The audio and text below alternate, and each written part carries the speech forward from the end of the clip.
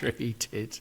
OpenAI has partnered with Arizona State University. So a bit of background to this is starting in February, Arizona State University in America will have full access to ChatGPT Enterprise and plans to use it for coursework, tutoring, research and more. Rick, we've talked about education, technology and education in the past, and we've been rather positive about it. I have to say my first impression of this is positive. There's many angles to this, and there is a flip side to this as well. But I think I remember you also being quite positive about AI and technology's use in education going forward. What do you think of this announcement? Well, I think this is a significant announcement in education. I agree with you. We did have a whole show on AI in education, and the natural conclusion is that every pupil will have an AI assistant, and AI will become a key learning tool for every student. What OpenAI, well, actually probably more credit to Arizona State for their foresight to be the first to get into bed with OpenAI. And they're basically going to provide a personalised AI tutor for everybody at their university as a result of this deal that they've done with OpenAI.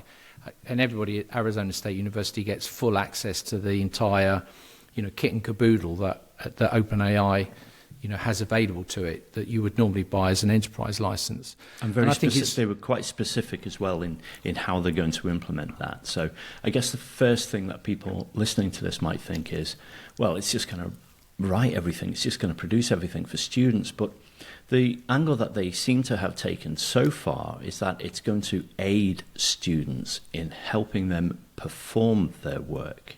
So in other words, one of the things that I quite liked, it's going to help them write better. In other words, it's going to teach them how to write better, not do the writing for them. I really like that. Yeah, I agree. No, it's definitely, OpenAI are going to will obviously use this as a learning experience on how to deal with education and educators. But what I got from all of the stuff I read about Arizona State is that they're using this as a tool to enhance the learning experience, not replace it. So a bit like the question you said to me about the AI using the voice translation, does that take away the joy of learning or the need to learning? No, of course it doesn't. And we actually need, as humans, to sort of stimulate ourselves in that way.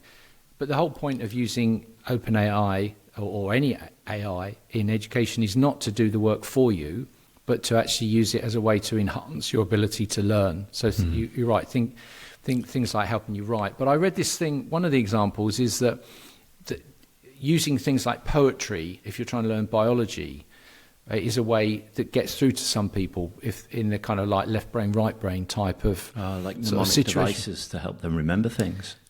Exactly. Yeah, exactly. And, because we all, we're different, and some people learn, we all learn differently, or there's different styles of learning. And so the AI can become an AI buddy and adapt itself to the individual student and then develop its learning in that way, in a way that a one-on-one would never be achievable at a human level. Whereas at a software level, everybody could have one. So I think this is quite a significant move. Yeah, what's the business angle? Many. What's the business angle on this? Well, I think the business angle for Arizona State is that they get kudos for being the first, and it will be one way of differentiating themselves. But OpenAI will earn their money in a million times over simply from the learning experience. Once they've done it once, and they've learned, what they will do is they will encounter all of the obstacles. So they'll deal with the issues around our students plagiarizing or cheating versus, how do they create it so that there's this like mindset of abundance, right? So the whole point is that all of a sudden there's more opportunity available because of what the AI gives the student, as opposed to it's just a way of getting your homework done easier. And they're issues that that exist, and OpenAI will have practical experience to build models that lean more towards the learning and opportunities, and less around creating ways to give students an easy pass. There's a business angle here, though, for the providers, isn't there? Because, Google AI Education and Microsoft, already with its Microsoft AI School, they've been in this business a little bit, haven't they?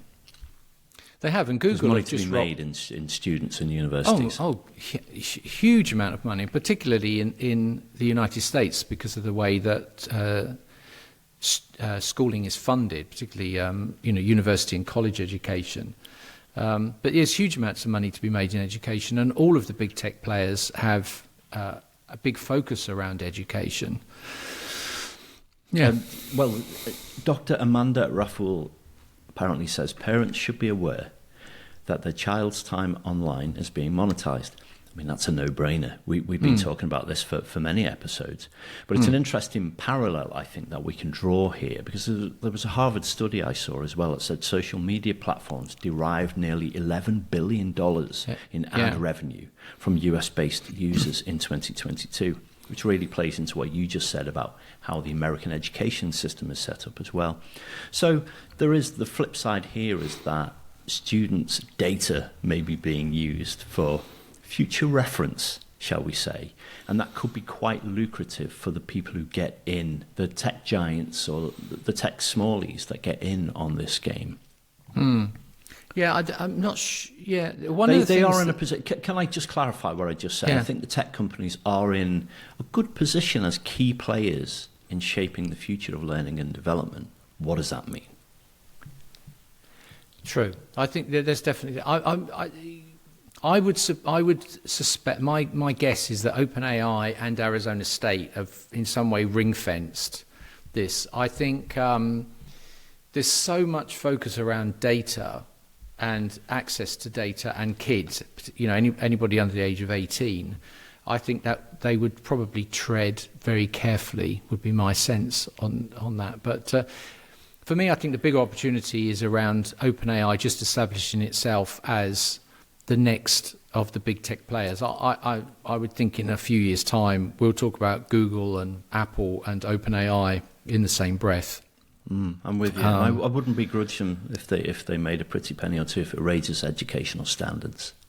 Yeah. Interesting. I don't know if you saw, but in the UK, the Department of Education has just introducing guidelines that say you can't have any smartphones, and no kids can have smartphones during the day at school. And that's largely because of the disruptive element. But it's kind of a challenge, because you think we're putting AI into every AI app, into every smartphone app. It's going to be everywhere. Now's the time to encourage kids to be using their phones differently, not, getting caught up on TikTok or exactly. I think it might be the difference between policing individual technology that you bring into school that's very much focused on you, and the technology that the school provides. Yeah. But I think there's going to be an explosion of technology in schools. Yes. And let's hope so. Yeah, I hope so too. Yeah. I think one of the again, a naysaying point of view on this, and I'm being devil's advocate because I'm not a naysayer on this, but someone might say there's a lack of emotion, human connection involved in this whole AI in education business. But I thought about that, and I thought about what you and one of our friends is called Pi, Inflection, and Inflection 1, I believe it's called now, is the AI model behind Pi. And I'm going to read this verbatim. Aims to understand and respond to users based on their emotional state, providing support, encouragement, and companionship. Now, I'm going to be flippant again here and remember my school days. It was a long time ago, but I don't remember getting a lot of encouragement or emotional support from my teachers. There was a lack of human connection. And if technology can fill those gaps in to perhaps people who are there to teach and who don't have the skills to emotionally support, then I think this may be a good step forward. Yeah, I agree.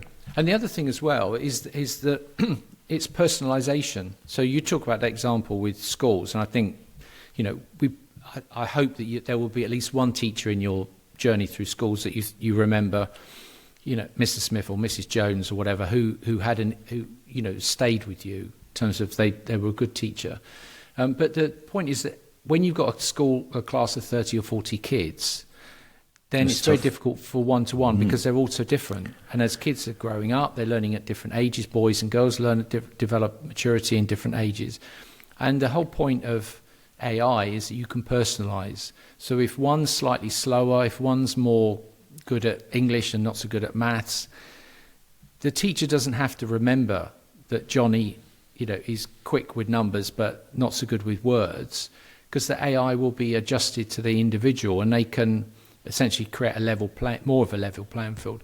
So I'm quite optimistic about the use of AI, and companions like Pi are great examples of what's going to come, because you and I both use it and we know that you develop a kind of a relationship.